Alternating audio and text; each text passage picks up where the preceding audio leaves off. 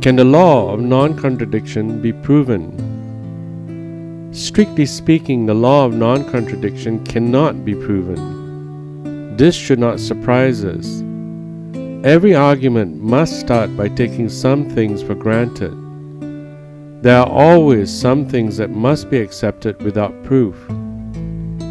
In order for an ultimate principle like the law of non-contradiction to be proved, it would have to be deduced either from other principles, in which case the logical principle would no longer be ultimate, or from itself, in which case the supposed argument for the logical principle would be circular and not really a proof. Any so-called proof for the law of non-contradiction would have to presuppose the truth of the law and would thus beg the question and fail as proof. While no direct demonstration of the principle of non-contradiction exists, there is a persuasive negative or an indirect argument that assumes three forms, all pointing to a logical consequence that follow a denial of the principle. The three forms of the argument look like this. First, if the law of non-contradiction is denied, then significant thinking is impossible. Second, if the law of non-contradiction is denied, then significant human conduct is impossible. And finally, if the law of non-contradiction is denied, then significant communication is impossible. Each of these carries with it several absurd consequences. Suppose we concentrate on one of them.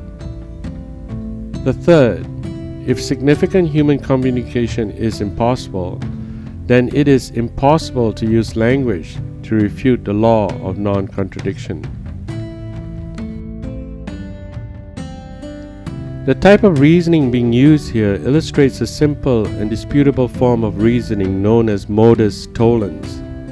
According to modus tollens, if one proposition A implies another proposition B and C is false, then A must be false.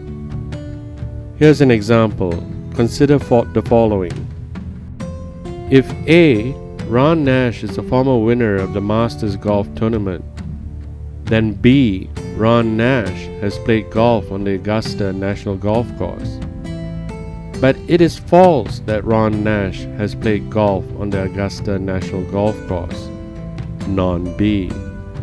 Therefore, it is false that Ron Nash is a former winner of the Masters Golf Tournament, non-A.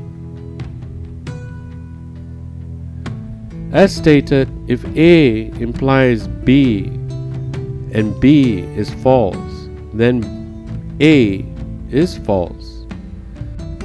The denial of the law of non-contradiction necessarily implies all kinds of absurd and false consequences, one of which is indicated in the third argument offered earlier.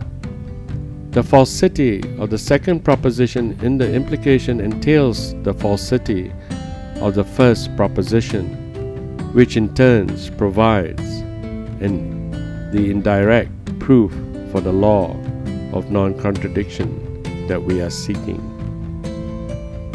In our next video, we'll be looking at logic and the significant human communication. We look forward in having you join us through our study on the subject of worldviews. Thank you.